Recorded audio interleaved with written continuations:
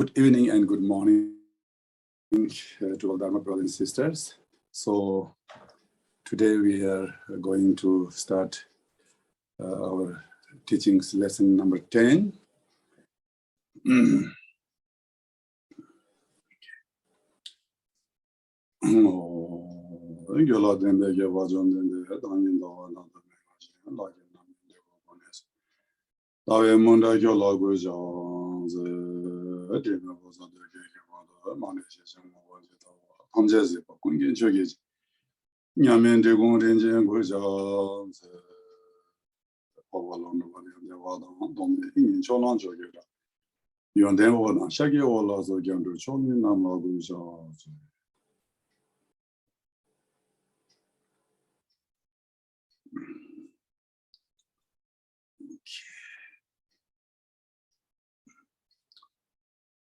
Okay, so I think we cover the third Vajra statement from the chapter 6, the view and action and the practices about the Jigten Sumgun or the Kagyupa lineage.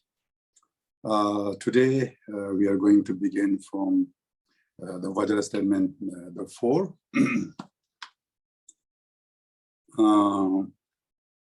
The other's view is the people claim that since the nature of things is not fixed as a single thing, the nature of a thing is how one looks as it. So this is the regarding since the Vajra statement, the previous one, which is the third one, mentioned that everything is reflecting kind of momentarily thought.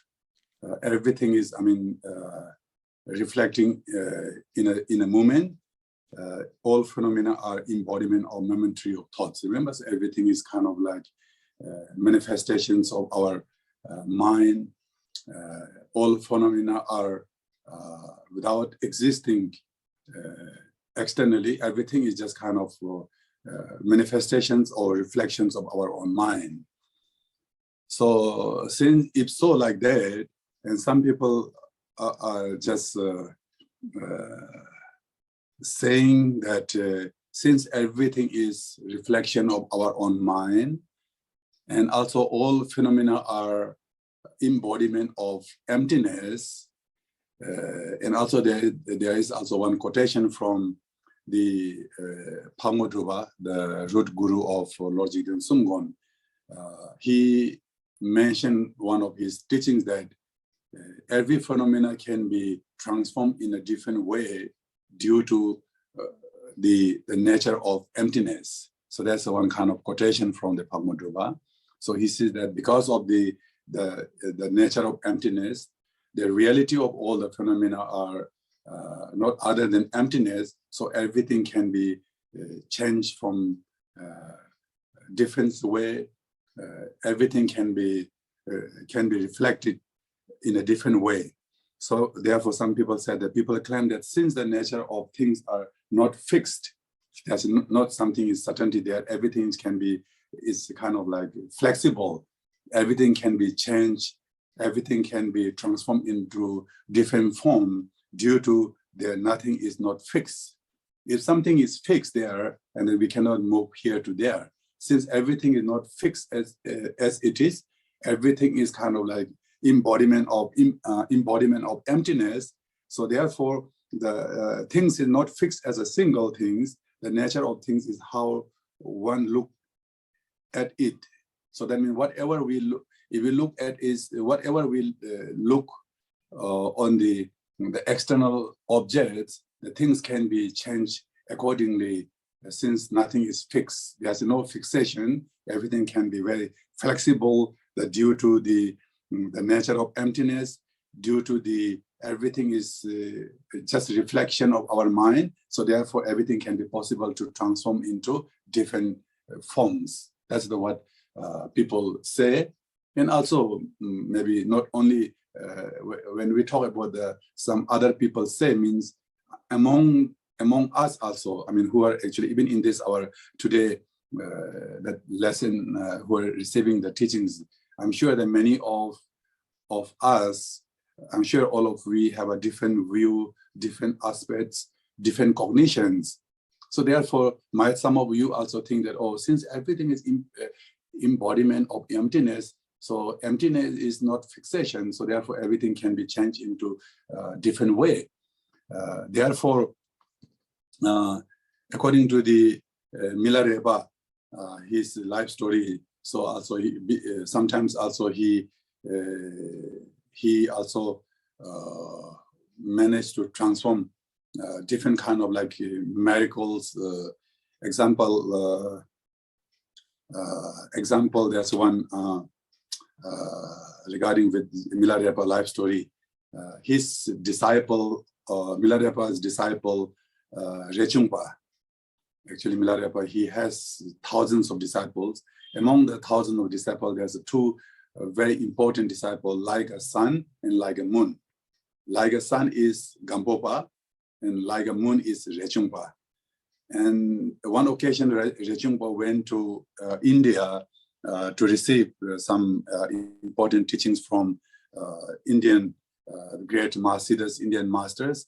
And after he received many empowerment and many teachings, so when he came back to Tibet, so he has some kind of pride, thinking that now I know much more than my teacher Milarepa. Since I'm coming from India, after receiving so many teachings and many empowerment, my guru Milarepa will make a big reception for me. So he was expecting to get some reception from his guru Milarepa. So that much he gained some kind of pride. And Milarepa, of course, since he himself also is very great master, he knows that the mental state of Rechungpa. And then also in order to subdue the pride of Rechungpa, so he showed one miracle's power. So his body entered into the yak horn, you know, the horn, like that, you know, the yak horn. So his body, the Milarepa's body entered into the yak horn. The Milarepa body did not become smaller without shrinking, without becoming smaller. And then the horn of the yak is without becoming bigger. The Milarepa's body managed to enter into the yak horn. Actually, the yak horn size is only this much, not bigger than this. It's very difficult to enter the Milarepa's human body into the yak horn, and without expanding that the size of the horn is something very difficult. But somehow the Milarepa, he showed this kind of medical power, and then also his disciple Rechungpa, the arrogance or the pride become is also managed to reduce by this kind of power. So therefore, actually, sometimes also these things are happening like that way.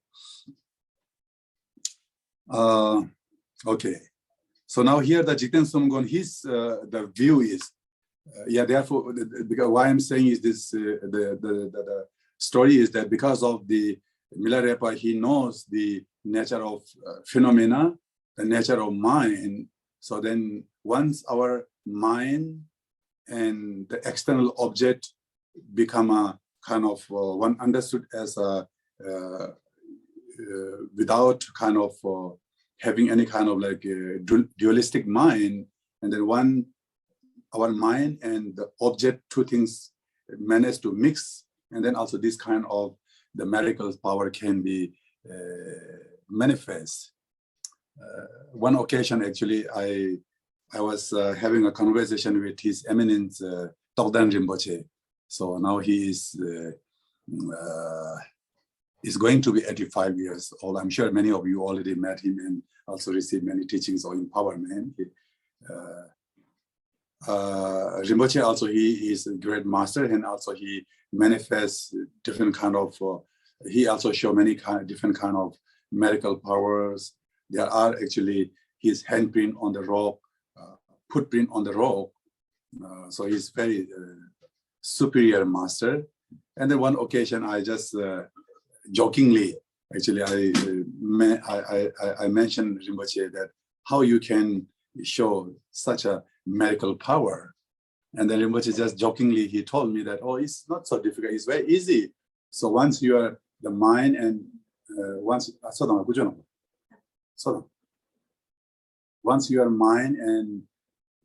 your mind and external object become a same, it become a kind of like mix without, kind of having two things. Once you manage to recognize, and once your mind is free from dualistic mind, at that moment, so you can show this kind of medical power. So Rinpoche mentioned like that. So anyway, so here, Lajikden Sumgon, he said that if something is not included in the fundamental nature, is a Tibetan we call shi. Shi is nature of the things. It cannot turn into that by a way of looking at it. If something exists, something is already included in the fundamental nature, and then everything can be made, everything can be changed, everything can be manifest, everything can be also performed, everything can be transformed. Because of in the state when Milarepa, when he managed to perform this kind of miracle power, because of by the nature of emptiness, it's already exists there, this kind of like the capable or capacity to do such a thing. These things that exist in the fundamental way. If something is not included in the fundamental, in the nature, it cannot turn into by the way of looking at it. Example, in the commentary of Dharmakirti, also he mentioned like that, the white is white. In the nature of white, there's no black. So therefore, the black is black, white is white. And the nature of the positive karma is virtue. And then the nature of the negative karma is non-virtue. These things are totally separated. There's no the fundamentally is not exist in the nature of the positive karma. Does not exist negative karma. So therefore, these things cannot be come together. And similar to that way, the cold and hot or heat, you can say, the cold is cold, heat is heat. So if there is the hot, so there is no cold. The where is cold, there is no hot, because of the cold and hot. Hot is totally different by its fundamental nature. So that's the Jigten Sumgon. What he meant to say is that since something is not exists by its nature, things cannot be changed by ourselves. So therefore, the law of the karma is very profound, and the law of the karma is even kind of Buddha himself also need to follow the law of the karma. Even Buddha, he cannot transform the non-virtue into virtue.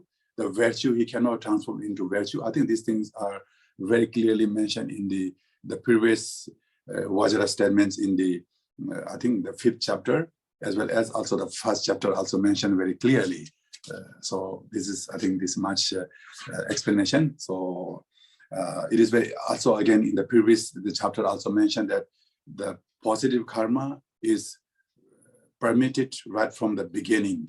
The Tibetan we call in the Gongchig say kakpa yekak. So that means whatever prohibited is prohibited right from the beginning. And then nangwa yenang means whatever permitted to do, like a positive karma, is permitted right from the beginning. So that's for the negative karma is prohibited right from the beginning. Negative karma is prohibited right from the beginning. So these things cannot be mixed. And similar to that way, remember that in the previous Vajra statement, the positive karma is totally white, negative karma is totally the black. So black and white cannot be mixed together. That's the Jigten Sumgon is very important, the view. Some others actually, the master also, they do believe there are sort of like mixed karma. Remember, I think we already discussed regarding that one. So because of this, the previous Vajra statements, so if something is not exist in the nature of the fundamental things, so things cannot be transformed. Okay, this is the fourth one. Now the important, very important, the topic, the next one is regarding the Guru. The Vajra statement, the sixth chapter of the fifth Vajra statement is, the people claim that one can also produce the qualities of the realizations with the Guru who does not possess the characteristic. So some say that if you have devotion, and then Guru not need to have kind of like the quality or characteristic. So when we talk about the characteristic of the Guru, there are actually many different explanations about the Guru characteristic. I'm sure many of you already read the jewel ornament of liberation, composed by Khenpo. So they are actually in a detail mentioned that what are the characteristics of the Guru. So in the sutra, it's mentioned there the Guru need to endow with 8 different kind of qualities, and which I'm not going to explain today because we have very limited time. And then also Nagarjuna also, he explained one of his teachings that the Guru need to endow with 12 different kind of characteristics, qualities. And then also in the Lanka, what is called it? I don't know in Sanskrit, but anyway, in the ornament text, I think in English, Dodegan, the Sutra ornament text or something like that. So they are actually also mentioned 7 different kind of the qualities the Guru need to endow it. But at least in the text of way of Bodhisattva life, then Shantideva, there he mentioned at least the Guru need to endow with 2 qualities. He mentioned the first quality is that the Guru need to expert on the teachings of Bodhisattva. This is the number 1. And then second one is that Guru need to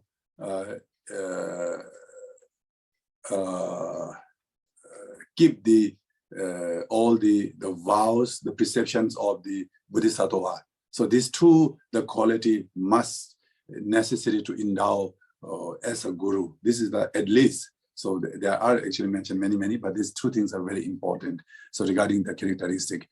Anyway, some people, they say that without endowing any kind of like characteristics, so we can receive the qualities. And I think many of you already hear about the story of that one occasion. There was in India.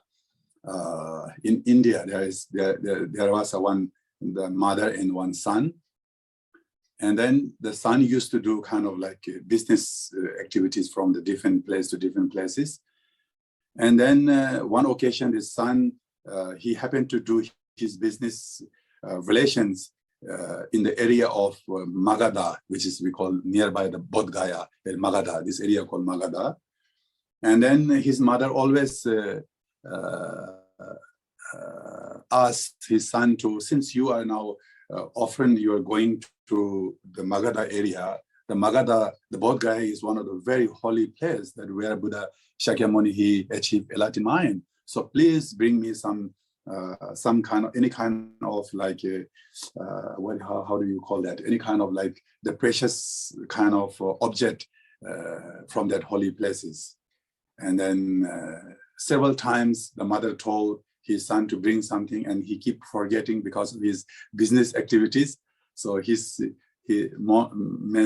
always focused on his business. He keep forgetting what his mother told him. And then one occasion, the mother got a little bit angry on his son. And then mother said that if this time you are not going to bring anything for me from the Bodh Gaya, if you return at home with empty hand, I'm going to die in front of you if you don't bring something for me. And then again, he forgot. He forgot it. And then before he reached at home nearby there, then he remembered, oh, if this time, if I could not bring any holy object to my mom, then my mother already warned me that she's going to die in front of me. So what I should do? Now he has no option to go back to Magadha because it's too far.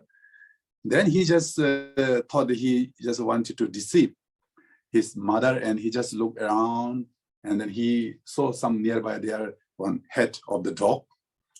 And then he took out the teeth of this one of the tooth he took out from the head, and then also he just cleaned that one, and he covered by different colors of cloth, and he put into the box. And then he went back to home. And then when he reached at home, then mother asked, "Did you bring this time something for me?" And he said, "Yes, this time I found very, very precious something for you." And then mother was very eager to see it.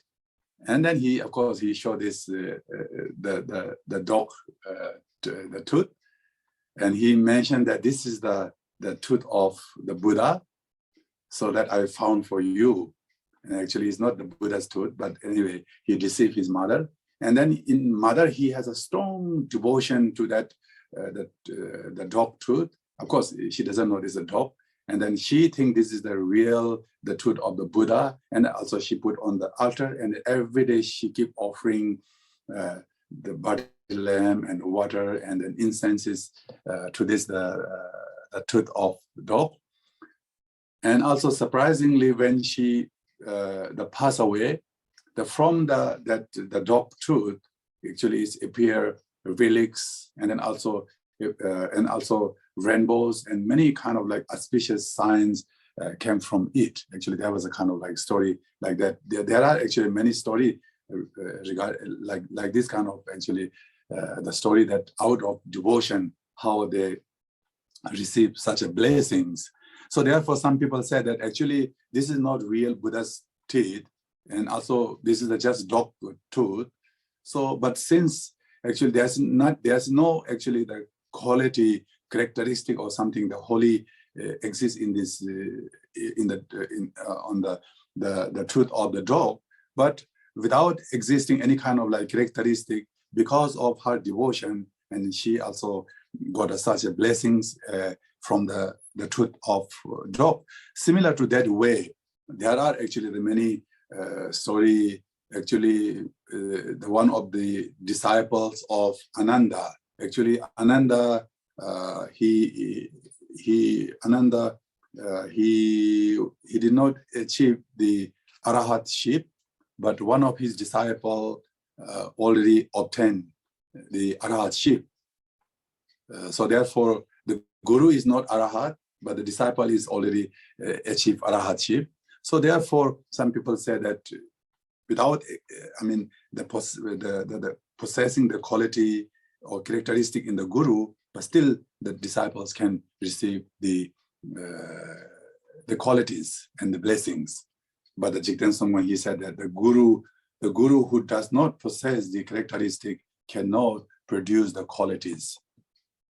So regarding that, actually in the Gongchig, the commentary of Dharmakirti also, and then also in the Gongchig Dosherma, there was a very nice example. The Jigten Songman said that the disciple is like a clay. You know, when we make a tsatsa, I'm sure many of you know about tsatsa. That's kind of like mold, the mold made out of, I don't know, iron or maybe metal or whatever. So actually, in the Tibetan tradition, we used to make a lot of tsatsa. They put kind of like clay sort of into the mold, and then also they become many hundreds of stupas on it. So the guru is like a mold, the disciple is like a clay. If the clay is not really smooth and the clay is not really properly prepared, and even the mold is very good to how to call this, all the lines and all the kind of whatever the the things are even is very clear. If the clay is not really smooth, and then the print cannot come very clearly on the clay. And if the clay is very good and very smooth and very nice, if the mold is not really exists, all the lines are not very clear, or maybe the mold is some parts of the lines are damaged or something, and then also the stupas cannot print on the clay very clearly. Similar to that way, so in order to receive the qualities of the guru, and then like a clay and mold example, the mold is like a guru and the clay is like a disciple. The both need to endow with good qualities in order to receive the blessings. So therefore, according to the Tantrayana, especially actually the guru is very important in any the path, and particularly in the Tantrayana, the guru is one of the most important. We call that lama. Lama is guru, Tibetan word lama. Idam is like main deity, and then also the protector, summa, Chogyam summa. These three things are very important in the Tantrayana practices. It says that the guru is the source of blessing. Lama, Chillab Kitsawa, Lama. So that means that the guru is source of blessings. In order to receive all the blessing, a guru is very important. Then Mudub Kitsawa Idam, the source of the siddhis or attainment. The source of the siddhis or attainments is the Idam or the main deity. And then the source of the removing obstacles and then hindrances, in order to remove the obstacles and in order to reduce or eliminate all the maras and demons and etc. So that's the protectors are very important role in the Tantrayana. So guru is important role. Guru is holding important the role of blessing, and then siddhis, idam, and then obstacle removing is the protectors. So these things are very important. So actually, we don't have that much time. I would like to talk about when we talk about the guru, it is very, very important, especially according to the Tantrayana.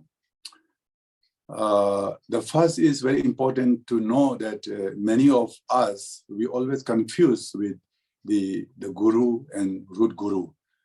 And also during my visit to many countries, many people ask me what are the differences between the guru and root gurus. And also some people said that, do we need to have root guru or not?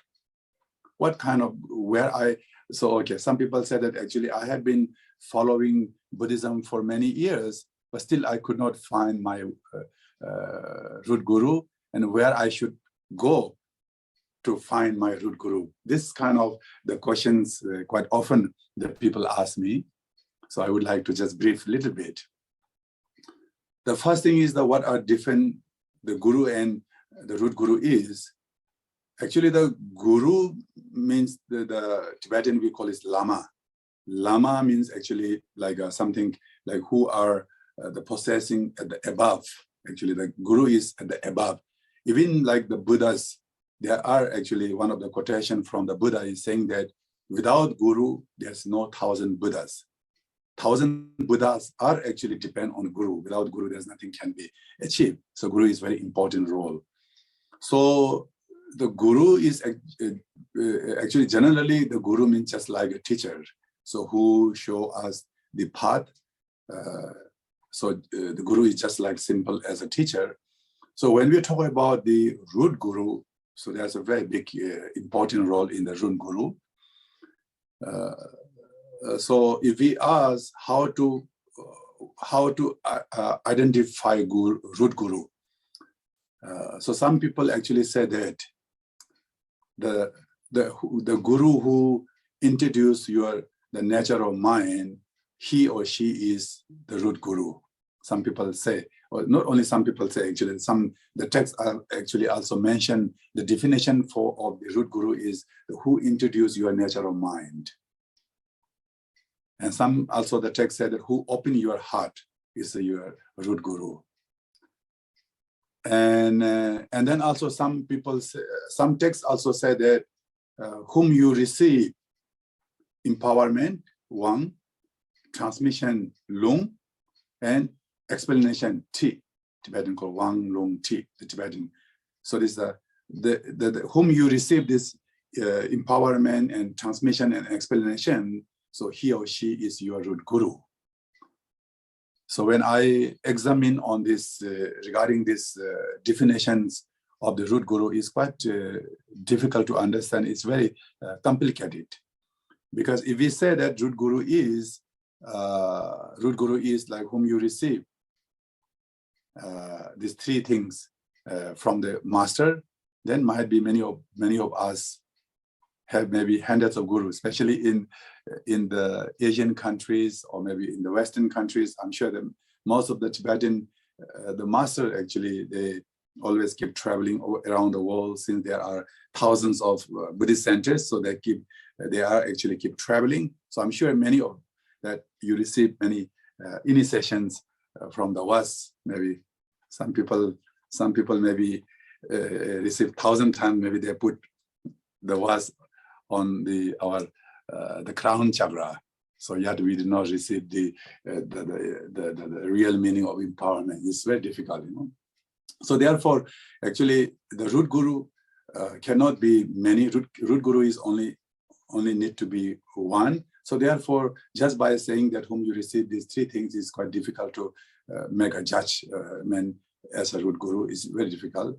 And then also, if we say that, oh, who introduced my Buddha nature, if we recognize as a root guru, that's very difficult. And maybe many of us, maybe out of 100, maybe only 2 or 3 people might they recognize our nature of mind by introducing by our guru. Actually, during the initiation, when we are receiving the 4th empowerment, that time actually one need to recognize our Buddha nature, but it's very difficult. So therefore, it's difficult. But my way of, explanation, not only my way of explanation, actually, there are in the text saying that the karmic guru, that whom you already have kind of like special karmic connections, the guru and you.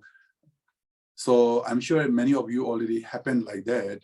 Sometimes maybe you met 100 gurus, but you don't feel much special connection. And sometimes just by meeting someone, another guru, just by seeing him, just by hearing some teachings, and also you start kind of like having some different feeling, and or maybe just your tears comes spontaneously, and here goosebumps are standing just by seeing the guru, or maybe just by hearing someone the masters, the teachings.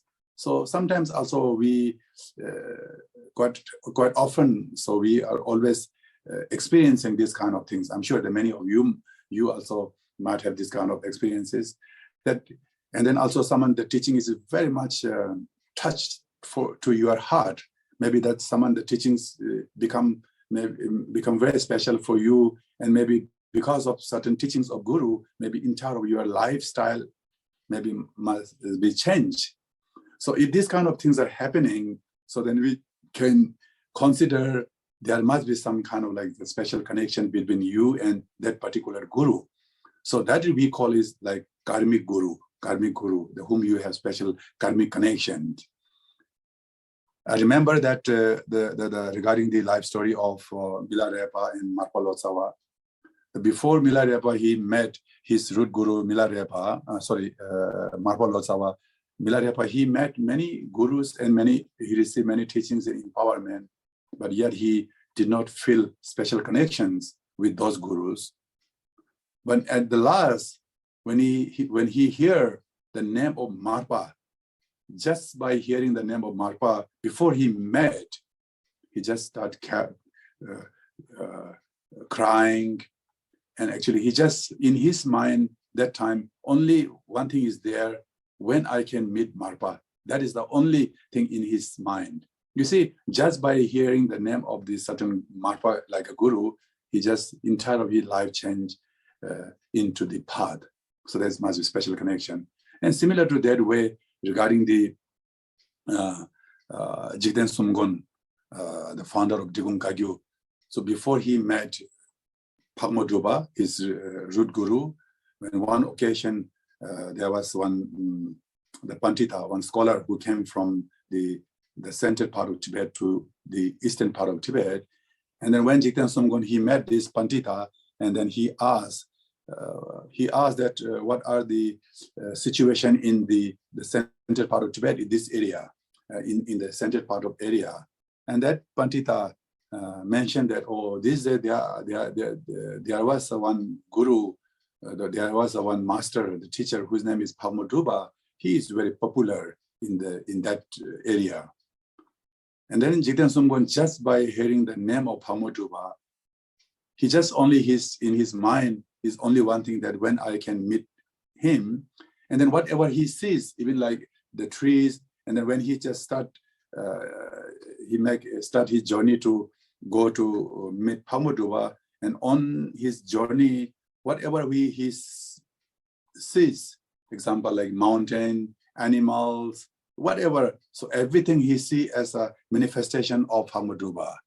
So you see there is some kind of like special connection. So if you have this kind of like special connection, special karmic connection into with particular teacher, particular guru, I think if that guru is actually also his guru and also endowed with proper knowledge about the particular the lineage or particular the kind of the practices, and then I think you can also accept it, and then you can also follow his teachings. That is I think is the quite relevant definition for the root guru, how to find in this 21st century. Other than that, it's quite difficult to explain. Okay, now here is things. Do we need to have root guru or not? This is a very important question. Do we need to have root guru or not? If you ask me, my answer is yes or no. If you really want to practice seriously after you receive transmission, after you receive empowerment of particular sadhana, if you really seriously want to practice that into certain practices, then yes, you do need to have root guru, particularly like when you enter into like a 3 years retreat, or maybe if you are practicing daily, if you are practicing particular deities very seriously, and then you need to have root guru. Why you need to have root guru is, if you are practicing seriously, and especially when you are practicing like inner, like, you know, the yogas, and then hit, you know, the tummo, and then also like dream yoga, pardo, or maybe especially those practices which are related to our inner channel, and then also winds and bindu, and these kind of practices, when you start practicing, and then also we do experience different things, and then also sometimes also we do have some obstacles, and that occasion you only allow to share your experiences only that particular guru. You are not allowed to share with anybody's. So when we talk about the root guru, I always give an example. The root guru is like our family doctor. Do we need to have family doctor? Yes or not? That's again yes or not. If you really need to, if you have a family doctor, so that's very good for your family, because that the family doctors knows all your family history of your parents and grandparents and your grandsons. The doctor knows exactly, the doctor has all the records of the family, and then easy to give some kind of like treatment, because he or she knows all the history of the family, the members. So similar to that way, that if you have root guru, and then he knows that where you reach, which level you reach, and what kind of like hindrances, what kind of obstacle you will face certain stages. He knows everything very clearly. So that moment, then he can guide you properly, and he can show you the proper path. So therefore, it is very important. I think I already mentioned that earlier time, maybe I don't know which occasion I already mentioned regarding Milarepa and the Gampopa. He experienced very different things, and then he was too excited. He thought that might I already achieved certain stages, and then he rushed and he went to see Milarepa, and then he shared his experiences. Milarepa says, "This is no good sign. This is not bad sign. You carry on your practices." Like that, he experienced a different kind of signs, different kind of qualities during his practices. And each time he went to see Milarepa, and Milarepa only, he just said that this is not good sign, but not bad sign. You just keep carry on your practices. If Milarepa has no Gampopa has no root guru like Milarepa, might he stuck there and he cannot move the practices the furthermore, So therefore, the root guru, if you are not very serious practitioner, if you're not practicing seriously, and then you just follow, you just reciting Om Mani Padme Hum and just do some recitation of prayers, of Tara, all of this, whatever, and then it's not necessary to have actually root guru. Even nowadays, in the Asia, in the West, I saw some area, some people say, "Oh, he or she is my root guru because I took refuge from him." It doesn't mean that taking by just refuge cannot become your root guru. So therefore, I think my explanation and my understanding of root guru, how we can identify, is that really whom you have special connection, whose teaching is very special for you, whose teaching is very touched to your heart to heart, whose teachings make your entire life is change. Something. This is something we can consider as a root guru. I hope this make more clear for you. Okay, now we better to move. Otherwise, we already missed one lesson during our Lunar New Year. So then, okay. So, therefore, the guru, if the guru does not possess the characteristic, so cannot produce the qualities. So this is the thing that the guru is very important without correct characteristic. And then also, especially if you really want to have root guru, so before you follow particular guru, it is very important that you have to analyze, examine, and then if you think that this guru is very authentic one, he or she is qualified one, and then you can follow him or her, and then also you can accept it. Even you can request to particular teacher that, please, can you become my root guru? Yes, he says yes, you are okay. I'm your root guru, or might he or she thinks that you are not really authentic disciple. Might he say, no, you cannot be my root disciple, whatever. Okay. Now the next Vajra statement is, the people claim that the means through which realizations arises is uncertain and can be one of several different one.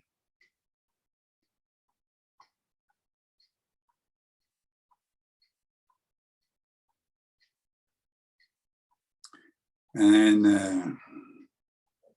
okay, so some people say that people claim that the means through the which realization arises uncertain means sometimes the realization is arising through listening.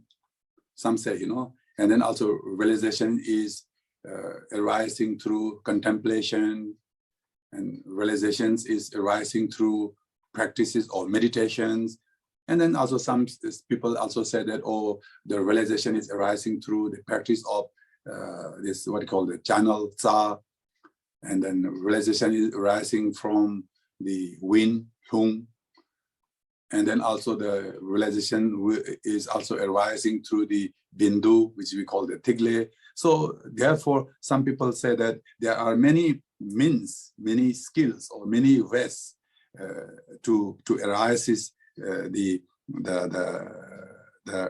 realizations. There's not certain, it's uncertain, and can be one of several different ones. But Jiten Songwen, he said that it is certain that the only means of cultivating the realization is devotion. Again, this is a very important part. But Jiten Songwen said that without devotion, nothing can be arises. So in the, I think in the text of words of my perfection, they also mentioned that the mugu, the devotion or faith, is like a door. If the door is closed, you cannot go into the house. In order to enter into the house, you need to open the door. So similar to that way, the devotion or faith is like a door enter into the practices. Therefore, it is very important. If there's no devotion, there's the blockage of the blessings of the Guru. So devotion is very important.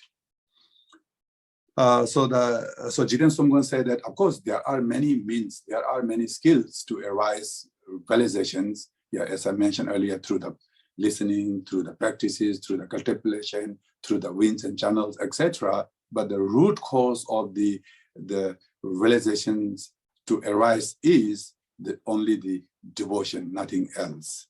So therefore, the devotion is very important in order to receive the blessings of the Guru. Here actually, the one quotation I would like to quote from the Buddha Maitreya. He said that the absolute truth of the self-arising one, it is to be realized through faith, the faith or devotion. You know, even in order to understand the absolute truth, you need to have faith. Without having faith, there's no way to understand the meaning of absolute truth. So therefore, it's very clearly said that you have to have that one, no? So then again, he said that those without eyes do not see the blessing of light of the sun disk. You see, the blind people, the sun is always shining there in the space, but the blind people, they cannot see the sun light. Is it not fault of the sign because of the blind, the person who has no eye, is the eye got blind. Similar to that way, the Guru's blessing is always there. So due to lack of our own devotion, so one cannot see the blessing of the light of the Guru. And similar to that way, Lord Jiten Sumgon also he mentioned in the fivefold Mahamudra, Guru is like a snow mountain. The sun is like devotion. If the light cannot reach to the snow mountain, and then the snow cannot melt from there. In order to melt the snow, and they need to reflect the sun to the snow. So therefore, without having the devotion, then we cannot we cannot receive the blessings of the Guru. So this is very important. So therefore, the Jiten Sumgon also he mentioned that in order to receive the blessings of the Guru, like as he mentioned, three important things. The number one is cause. The cause is disciples' pure special motivation. The disciple, the pure special motivation is the cause to receive the realizations. That's the number one. The second one is that we call that in order to achieve the realizations. So one need to accumulate merit, and then also one need to have authentic guru, real guru, who endow with characteristic. So this is the condition in order to understood the meaning of the ultimate true nature, whatever you can call. And then the third one is means like method or skills, is ultimate guru devotion. Ultimate guru devotion. Ultimate guru devotion means actually unshakable. You know, sometimes also when we see particular guru, when we are receiving teachings from guru, at that time also we have devotion. When guru left, and when we see another guru, and then the previous guru, we already say bye-bye. So that is not the ultimate guru, the devotion. Ultimate guru devotion is that means unchangeable, unshakable. The devotion is, we call that ultimate. That kind of ultimate, the devotion cannot be change cannot be actually changed by any kind of a cause and condition. It always can be to remain there like a mountain. Mountain cannot move by any storms or wind, similar to that way. Okay, so here, so I need to reduce some explanation, otherwise now we only reach to third. Oh, I have to little bit rush. Okay, now the Vajra statement, and the 7 is, the people claim the great Madhyamika and so forth to be the ultimate view.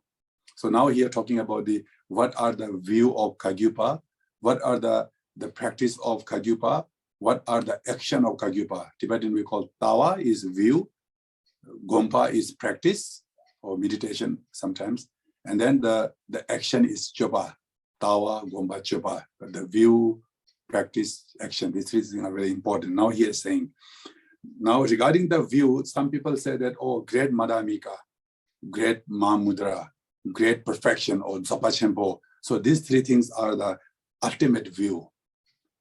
No other than these 3 things, there's no view. Madhyamika, Mahamudra, and Zopa Khenpo.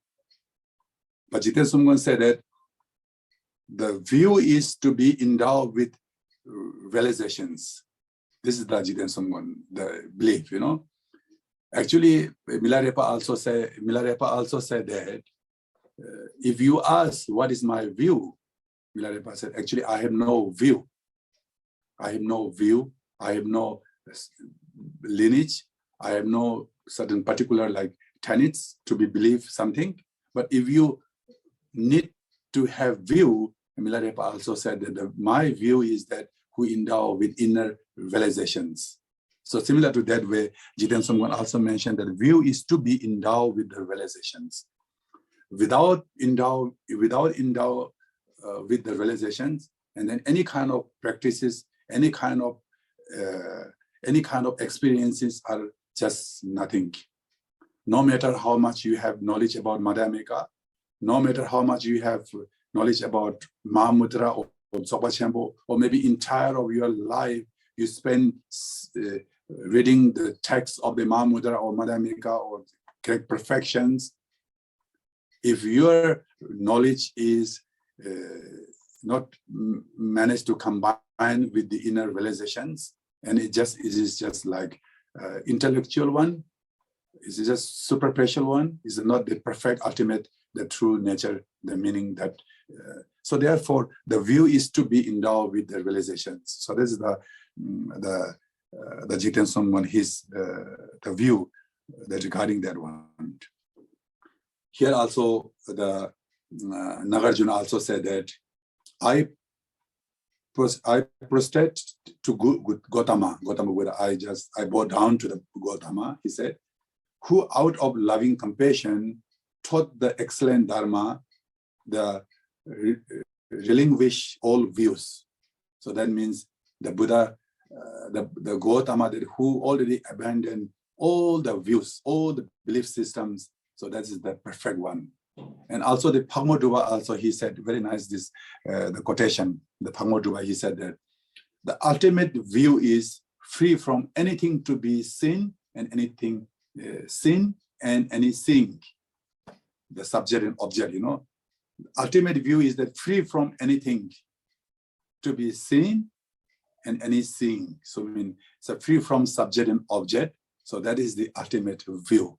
So the basic meaning is like dualistic mind. There's no subject, there's no object, there's no kind of external one, internal one.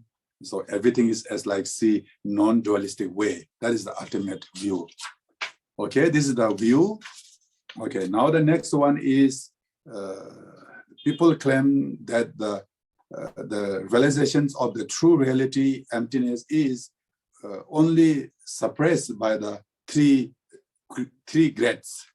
Three greats means the great Mahamudra, great Madhyamika, great perfection, Zopa Khenpo.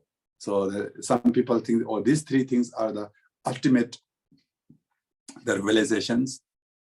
So just by following the Madhyamika, who reached the great Madhyamika, and then also after practicing the Mahamudra, who already obtained the great Mahamudra. So three greats are the ultimate realizations, the true reality. Some people say like that. But the Jigten Songmun, he said that the realization is not even reached by the three greats. You see, because this is also again connected with our ego. I am the practitioner of Mahamudra.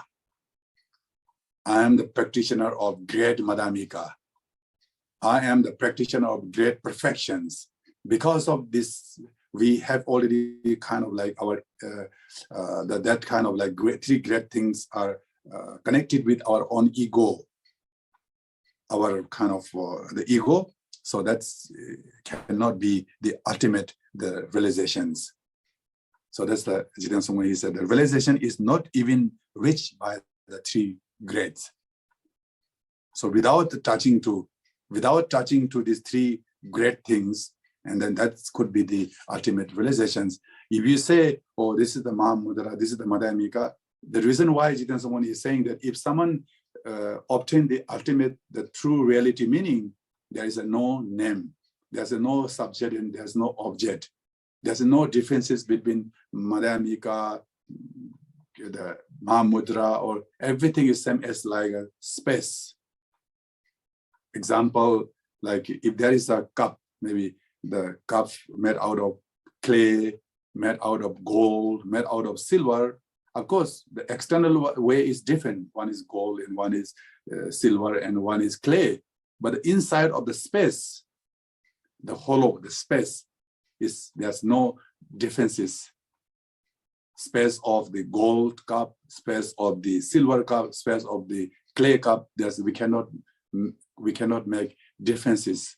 There's no differences in the space of that one. So this is how the true nature of the inner realization is explained like that way. So therefore, there's no differences of the three ways of greatness in the ultimate way. Okay, this is the one. But here actually very nice saying that, but I think we don't have much time to say. The Gampopa also, he said there is very nice quotation. He said that in the ultimate, the true nature is that it does not take any sides in the ultimate way. It does not take any sides. In the ultimate way, there's no sides. It is not confined by any gates. There's no Eastern gate, Western gate. There's no gate for the ultimate one. And it is not supported by any base. There's no base for this ultimate one. There's no any goal in the ultimate way. It does not belong to any sides. The ultimate, the reality is not belong to the previous Buddha, future Buddha, present Buddha, or you or me. There's no one belong in that. And also very nice things, Gampopa said that it cannot be illustrated by any examples. It's beyond the examples. The ultimate, the true nature is beyond examples. We cannot give even examples.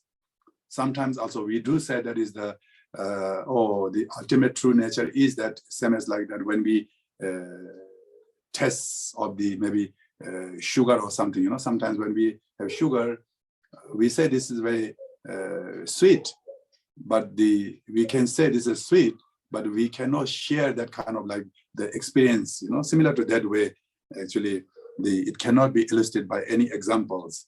It is not encountered through any verbal expression. It cannot be ultimate true. It cannot express by our verbal, cannot express by our speech.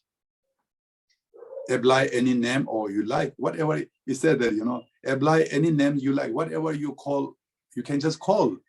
But in the ultimately, there's no sides, no goal, no gate, nothing. But whatever you can say Mahamudra, you can say ultimate true, you can Buddha nature, you can say Dharma Dhatu, you can say Mahamudra, whatever you say, you can say, but there's only, ultimately, there's no difference, it's only one nature.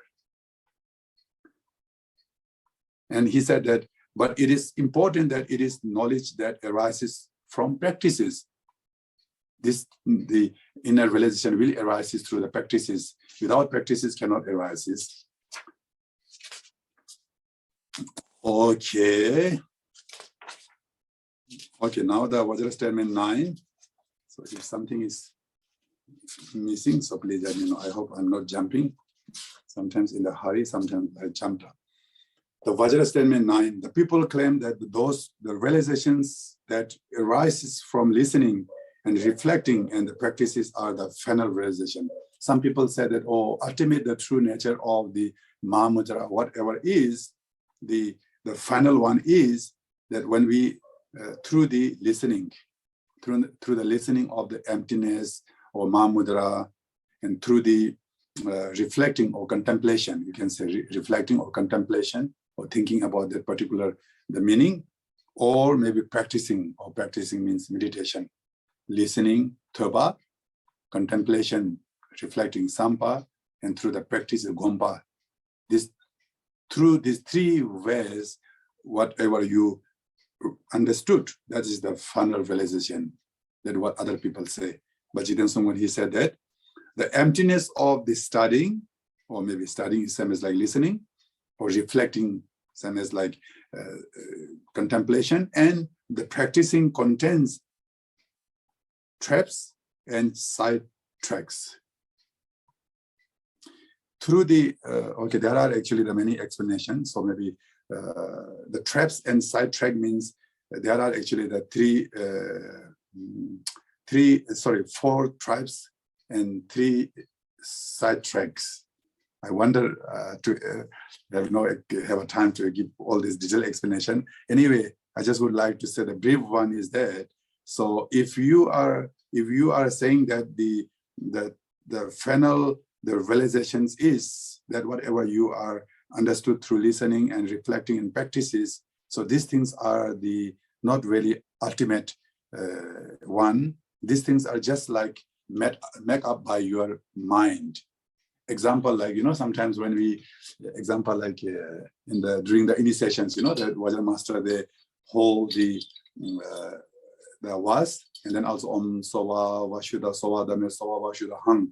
They do like that, at the beginning of any initiation, empowerment, whatever, the beginning, it's a kind of like sometimes Om Sova Vashuddha, or sometimes Om Shuneta Gana Sova Emashu Etokam, sometimes Om Banzar Amida Kundale Hanana. But there are many different the mantras that which destroy the kind of grasping that the dualistic mind, and then also we have to understood the true nature of the meaning, that the emptiness, everything we have to remain in the state of emptiness, that at that time when the Vajra master they do with this the was. So if you think that kind of actually the Shunyata, through the mantra of the Shunyata or emptiness, when we think everything is emptiness, the external or internal one, of course this is the good way to start or practicing, but these things are not really ultimate, the realizations means, because it's just like it is just made up by our mind. The example, like when we are practicing Avalokiteshvara, so now when we have to visualize the body itself is like Avalokiteshvara, so we have to forget about thinking about our own body, and we have to visualize as a Avalokiteshvara. That kind of visualization is just like fabricated one. It's just made up by our own mind. So these kind of things are not really reach yet to the ultimate goal. So therefore, Jiten Songwan said the emptiness that we understood through the studying and reflecting when we contemplate on the meaning of emptiness. Example, like there are in the sutra mentioned about 16 emptiness, outer emptiness, inner emptiness, side emptiness, likewise. So when we contemplate on that kind of emptiness, those things are actually made up by our mind, not the ultimate one. And then also the practicing. This contains the traps and side techniques. There are traps means just like it's called like slip, when there's some water on the floor, and then we also sometimes slip on it. So if you make up all this emptiness or Mahamudra meaning just by your mind, so you are going to be slip on the different paths as a slip. Actually, I don't know why you call traps. I think better meaning is that instead of traps is saying that slip is better. We slip on the floor, so that means you might be go into wrong directions. And then also the side tracks means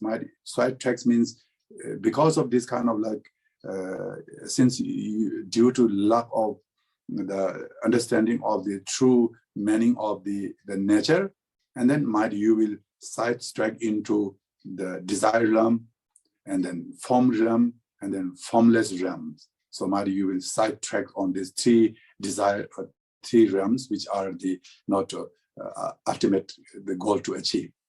Okay, so sorry, I don't have now time to explain all this in detail. Otherwise, there are quite a lot of things to explain.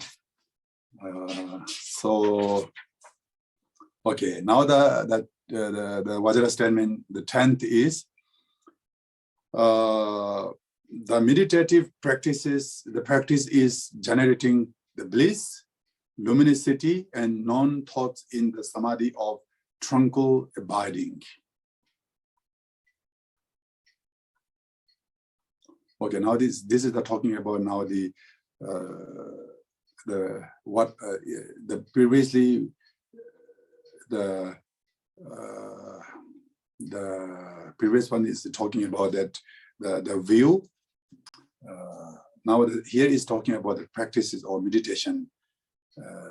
Some people say that the meditative practicing in generating through the bliss, I think we already mentioned, and then bliss, experience of luminosity, experience of blessing is that you hold your body experience with a bliss. Even somebody cut your limbs, you don't feel any kind of pain.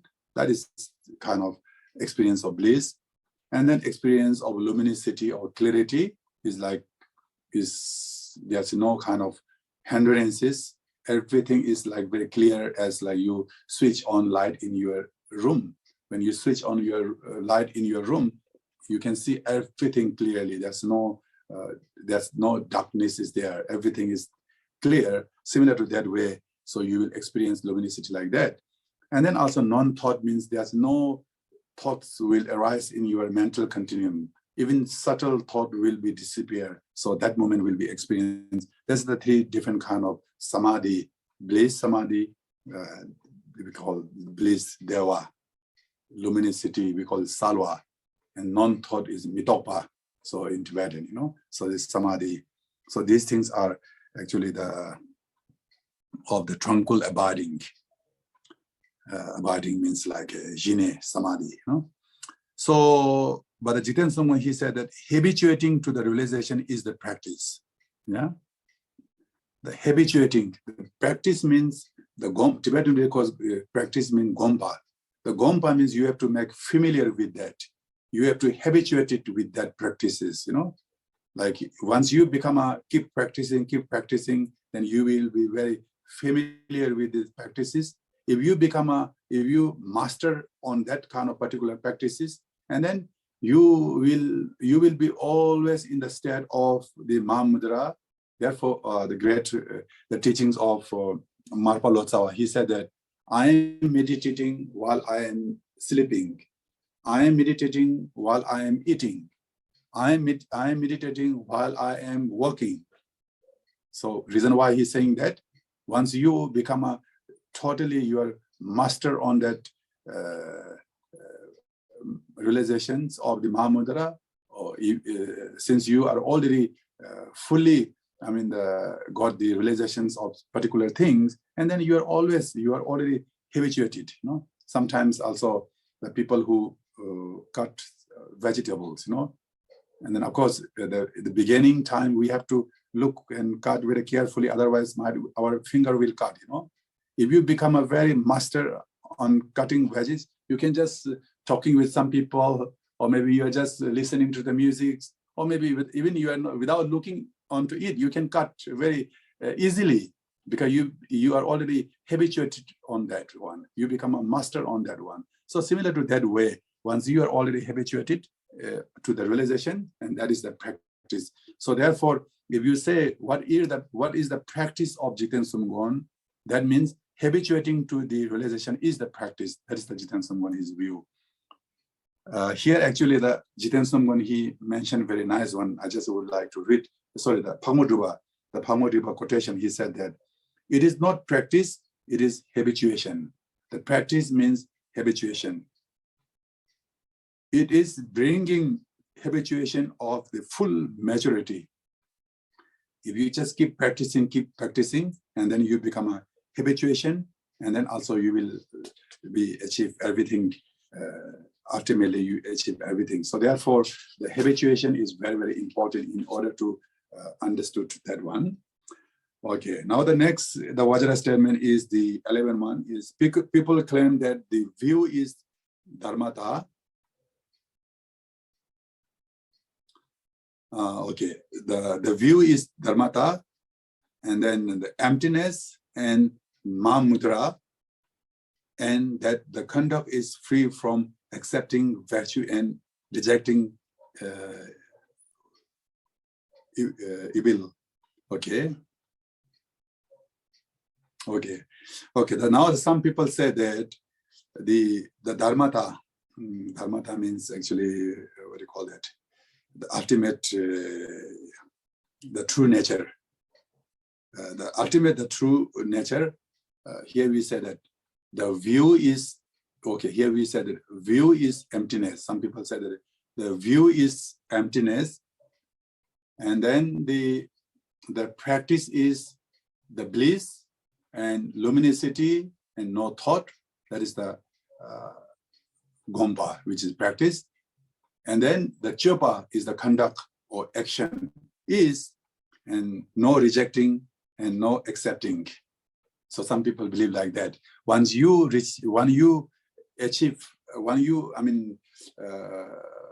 have the realizations of ultimate, like Mahamudra, whatever, and then there's nothing to be rejecting, nothing to be accepted, because everything is emptiness.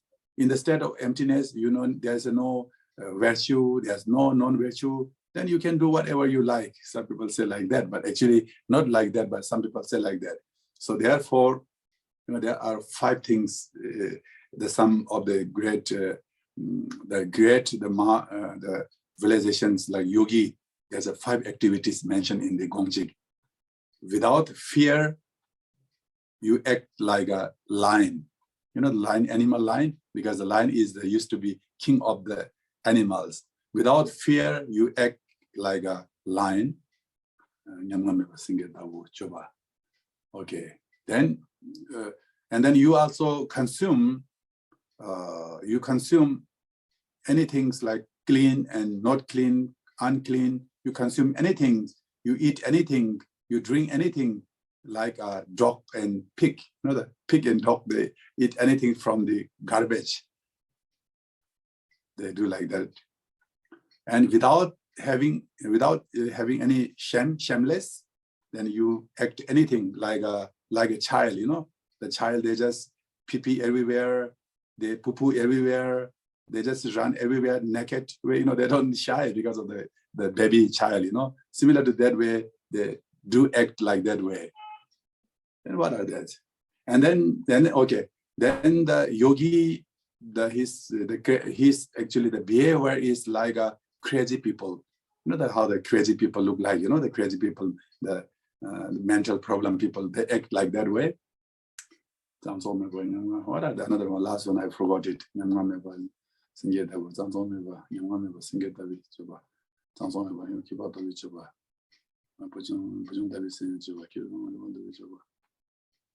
Okay, I know there's 5, but one is I could not remember another one. Anyway, so therefore there are many yogis actually in the earlier time. All those Indian Mahasiddhas actually they are look like that. They perform like that because they have no conceptual thoughts, and then they have no conceptual thoughts. So therefore you can see many the Mahasiddhis are actually riding on the lions and and daggers, because they can also subdue those wrathful animals because through their inner power.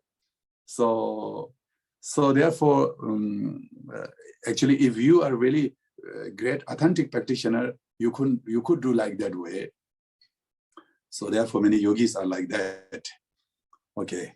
Anyway, now the Jiten Sungwan said the conduct that is the without accepting and abandoning is the precious, the disciplined conduct. So Jiten Sungwan said it doesn't mean that the when you achieve the ultimate goal, when you have certain realizations, it doesn't mean there's no rejecting, no accepting. Still, you have to follow the law of the karma. The law of the karma will arise in the state of the emptiness. It doesn't mean that in the state of emptiness, everything is empty. It not mean like that. What he said that.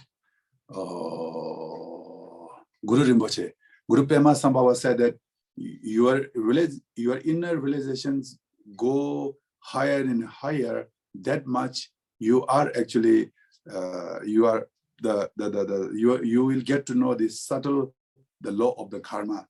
As much as your inner realization go higher and higher, so that much you will get to know the subtles of the law in karma, because in the state of the emptiness, still things are arising. So therefore, he said that the conduct that is the without accepting any kind of negative karma. All kind of negative karma you should not accept, you have to reject it, okay? Without accepting. And that's the one means. Without accepting, and abandoning means without abandoning means that any kind of virtue, any kind of positive karma, you should not abandon. So then you have to practice this. So that is the precious discipline conduct. So that is what I think last time also I mentioned that Duang Rinpoche's one life story, if you remember the earlier time. So still Duang Rinpoche, he's a very great Mahasiddha, but he very careful where he spends that the money the people he offer him, even the single penny, he never give anywhere in the wrong places. He always makes sure the whatever the people offer him, he makes sure that he already dedicated to the sponsors. So because he said that he knows that everything of the subtle of the karmas in the state of the emptiness. Okay. Okay, now the 12th is, okay. The 12th Vajra statement is the people claim that the view, practice, and conduct are three separate things. The view is something else, practice is something else. I think mentioned earlier. The view is emptiness, and then also the practice is the bliss and luminosity and etc. And then the conduct is no rejecting and no accepting. So these three things are separated, nothing to do each other. Some people say like that. But Jiten Sungwan, he said that view, practice, and conduct are the same. Why these are the three same? By its nature, everything is same. Because in the state of the Mahamudra or higher realizations, one need to act, one need to practice. In the state of the view of the Mahamudra, one need to practice that view, and in the state of that view, the one need to perform. Example, like the great Bodhisattvas or great practitioners that who already achieved such a highest realizations, and then in that state of the Mahamudra, whatever they perform, whatever they do, act, and everything is they do, everything is they act in the state of Mahamudra as just like illusions. Like example, in our case, so whatever we do as it is, by its nature. But a great practitioner who already achieved such a stage, and their acting is in the state of like an illusion, or just like manifestations, or just like a dream without existing truly, but still they perform all the actings. So therefore, ultimately, the view, the practice, and conduct are the same by its nature, because of the emptiness, because of the true nature. There's no separation in the nature of the Mahamudra. We cannot make distinction saying that, oh, this is the Mahamudra view, this is the action, this is the practices. No, we cannot make distinction. So therefore, by its nature, it is the same. Okay. Now the third Vajra statement, 13th Vajra statement is, the people claim that ultimately Mahamudra and disciplines conduct are incompatible. So that means these are the totally the different. In the ultimately, in the state of in the state of the Mahamudra, nothing to be rejected, nothing to be accepted. So there's nothing to be accepting, nothing to be rejected. So therefore, the disciplines and Mahamudra are different. Some people are saying that disciplines is disciplines. It is just actually, it's just like the Pratya Moksha, Vinaya vow is a discipline. It's very important. And then Mahamudra is something very different. In the state of Mahamudra, we not necessary to have disciplines. So therefore, disciplines and Mahamudras are different. They are totally no connections. But Jiten Sumgon, this is a very special teachings of Jiten Sumgon. The Mahamudra and disciplines, the conduct, which is in Shila, in Sanskrit, Shila is Sutim Tibetan, are one, is an unsuppressed special teachings of Jiten Sumgon. I think last time also I mentioned actually all the teachings of Gongchig are something very special of Jiten Sumgon view, and also particularly some of the Vajra statements are so special. Example, this black and white, white is white, black is black karma. That is also one of the very special teachings. And then all the 10 known virtue is same ways abandoning by 3 vows. This is also another very special teachings. And then also remember that the prohibited is prohibited from the beginning, permitted is permitted from the beginning. That what I said means also very, very special. And this is also another special one. The Mahamudra and disciplines that are the basic meaning is that the disciplines and Mahamudra is same. That's what Jiten Sumgon saying. This is a special teaching of Jiten Sumgon. So why the Jiten Sumgon? He said that again, there are actually the 4 different the meaning the mention in the Gongchig commentary of Dharmakirti, but we don't have that much time. But anyway, the reason giving is that because Mahamudra and disciplines are same by its nature. If you understood the nature of disciplines, that is Mahamudra. If you do not understand the nature of disciplines, that is just remain as a disciplines. Remember earlier time that Shantideva said that if you understood the nature of samsara, that is nirvana. If you do not understand the nature of samsara, that is samsara. But we cannot find other than samsara somewhere else in nirvana. Remember that. Similar to that way, by its nature, the disciplines and Mahamudra is same by its nature. And then also the disciplines is also the process of the path. Mahamudra is also the process of the path, because of that is same. And the Mahamudra is also dealing with to subdue our epileptic emotions. And disciplines is actually also dealing with reducing our epileptic emotions. By its action is also same. So therefore, Jiten Sumgon said is Shila, the Sultim, disciplines and Mahamudra are same. These are not different. This is very, very special and very profound actually. Okay. Now the 14 is the people claim that people claim that there are no faults and qualities in the Mahamudra. Some people say that, oh, now all these are talking about Mahamudra, all these Vajra statements are really interconnected. If you look thoroughly, it's very much connected. So now some people say, oh, Mahamudra means everything is emptiness. Yes, not everything is emptiness means it's just like a sky, just like a space. Nothing exists. I'm sure some people also think like that.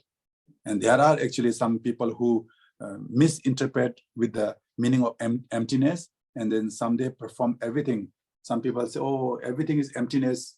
There's no virtue and non-virtue. And some just they do any kind of activity, they're killing, stealing, anything, saying that everything is emptiness.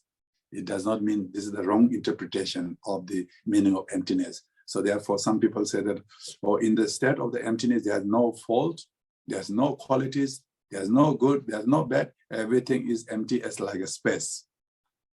I'm sure even nowadays, there are many people who confuse with the emptiness like that. But the Jiten someone say, Mahamudra is the embodiment of all qualities. Mahamudra does not mean that is the totally empty. Because of the Mahamudra, and Mahamudra is the embodiment. It cannot make separation. Embodiment of all the qualities of the Buddhas, all the qualities of the Bodhisattvas. So because of the understanding of the Mahamudra, because of the by nature of the Mahamudra, so actually there is a, we call that Ji Chagya Chenpo. That means the Mahamudra from the ground level, Mahamudra of the path, Mahamudra of the fruit, the results. The Mahamudra of the ground is Buddha nature, no other than Buddha nature, there's no. And then Mahamudra of the path is like the Bodhisattva stages that when they understood accordingly is the meaning of Mahamudra. And then Mahamudra of the result is Dharmakaya. So Dharmakaya is Buddha. Buddha is fully endowed with all qualities. So therefore, Mahamudra is endowed with all the qualities. So it is actually, it is to understand, but when you look into deeper way, it has a big meaning. Okay, now the 15th Vajra statement is the people claim that the qualities do not arise during the meditative equipoise, actually the calm abiding, the samatha, but the afterwards. So there is actually the two things. One is the meditation stage, and one is the post-meditation. So we call afterwards means post-meditation. So some people say that during the meditation is nothing exists, everything is emptiness, as just like mentioned earlier, the space. There are actually example in the space. There are sometimes black clouds, white clouds. It just comes and go and go. But just space is there. Similar to that way, in the nature of the Mahamudra or nature of the meditation or meditative pose. So there is the quality will arise. After the meditation, during the post meditation, and then also all the quality will arise. But that's what other people say. But Jiten Sungwan said that all qualities arise from the meditative equipoise. All the qualities of the Buddhas and Bodhisattvas arises through the meditative equipoise. Example that, remember we already mentioned at the stage of the first Bhumi level, they received 1200 qualities, remember? And then when the Bodhisattva reached the second Bhumis, 12,000. And then also when they receive third stage, 1,200,000, like that kind of, there are many different qualities that Bodhisattva receive. Those are received at the time of the meditative stage. So that's what they mention. Okay, so now the 16 is the people claim that all qualities also arise without accomplish a cause. Some people say that, again, he's talking about because of the quality without accomplish. Okay, some people say that all the qualities of the Buddha, that remember the qualities of this for fearlessness, 10 powers, and 18 unmixed. Actually, there are 32 special qualities of the Dharmakaya. This kind of like 32, the qualities of the Buddhas arises without accomplishing, without depending on the certain cause and condition. Things will arise spontaneously. Some people, they give an example. In the storeroom, if there's no light, you can't see, but still all the things are there in the store. Once you switch on the light, and then you can see everything clearly, what are already exists there. Similar to that, where some people say that everything is already exists right from the beginning at the Buddha nature or Mahamudra or whatever, and just because of this, because of like some our activities, and just like when we switch on light, it just appear all the qualities, but it's without accomplishing by the cause. Everything is already there.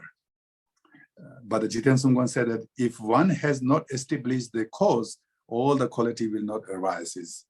All the qualities of the Buddha, Nirmanakaya, Sambhogakaya, Dharmakaya, example that Buddha also has like 32 major marks, 80 minor marks, special characteristic on the Buddha's body, or each of them, actually in some other text mentioned very clearly that each of the 32 major marks, what Buddha accumulated merits in the previous, during the time of the Bodhisattva stage, they are very clearly mentioned. Without the cause and conditions, the things, all the qualities cannot be arises. I think that is quite obvious, it's obvious for all of us. Without putting into our effort, nothing can be achieved. Even like if you put the plates, if you put the foods on the plate, if you don't use your mouth, even the food cannot come into our mouth. In order to put into mouth, we have to use our hand and spoon and to put, So that is also, we have to put effort, like that's much to, of course, we need to put effort to cooking. That's another one, So without effort, putting effort, or without accumulating cause, nothing can be arises. Okay, now one more I'd like to finish. Now the 13th one is the people. Now the time is already over, but now I'm just giving a chance you to practice passion,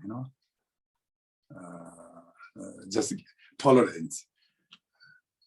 The people claim that because the cause and result are exhausted after one realizes emptiness, they are completely done with it.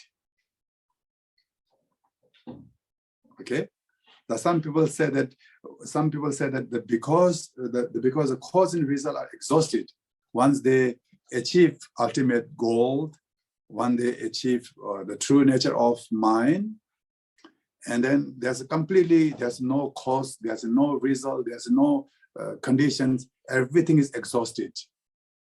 There's nothing exists in that nature, realize emptiness, they are completely done with it. There's nothing exists anymore. Then Bajiten Sungwan said that if one has realized emptiness, the emptiness emerges as a cause and result. It is very important, It is very important that the meaning that once you realize the meaning of emptiness, it does not mean there's no cause, there's no result, there's no actions. In the state of the emptiness, the cause and then the results are emerge, means the cause and results are actually arises in that by nature. The meaning is that very important. They said when you see the nature of interdependent origination, you see the emptiness. Okay. If you understood the meaning of emptiness, you can practice the genuine compassion. When you see the emptiness, at that time you can practice genuine compassion. And what else? Another one is that, okay. So therefore, and then also when you realize the true nature of the meaning of emptiness, and then all the subtles, the cause and condition will arise. So it's not that when everything is emptiness, Mahamudra, does not mean that the law of the karma is not functioning. It doesn't mean like that. If one realizes the emptiness emerge as the cause and results. Everything will arise. Everything is right. Is this?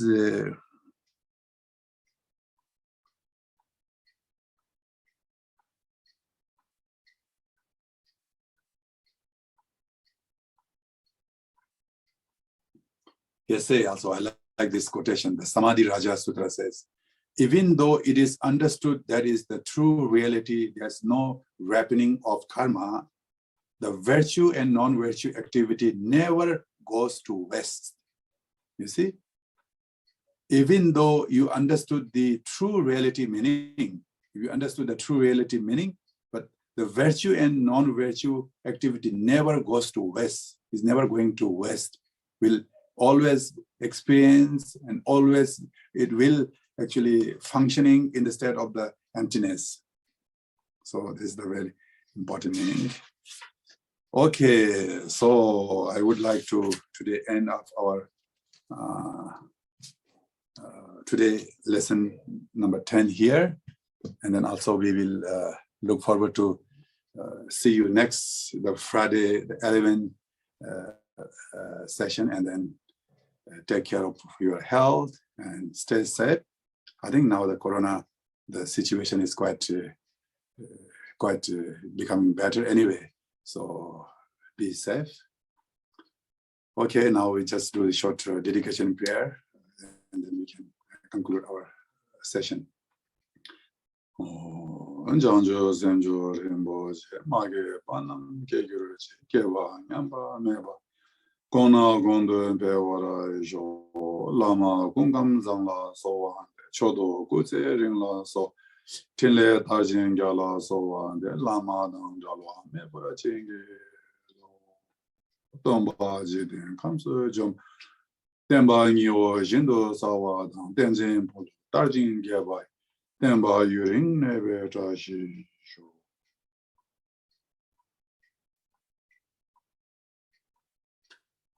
Okay. Thank you. Good night. Thank you for a good afternoon. Good morning. Brother and sisters. Yeah, bye-bye. Cảm ơn thầy, cảm ơn ba mươi Thank you kiếp. very much. Thank you very much. Okay. Thank you. Thank you. Thank you from India. Cảm ơn ban Thank tổ you chức from ạ. England. Thank you from Thank you. Indonesia. England. Many of you I could see. Okay. Thank you, Rinpoche. Thank you. Oh, thank you. Thank you, Khenpo. Thank you very much. Good to health. Regard from Chile. Bye-bye. Okay, Chile, also from England, from Germany. Thank you. Brothers All the and best. sisters, also thank you to our translator brothers and sisters. Thank you for bringing the teachings to all of you in different languages. Thank you so much. Thank you, translator.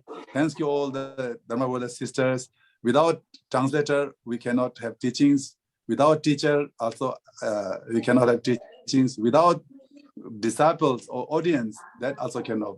All these things are the cause and conditions, So the thanks goes to equally to everybody, but of course, especially the translator. Okay. So now my dinner time. Okay. Enjoy your dinner. Okay, thank you. Eat more Khenpo. You're the protein.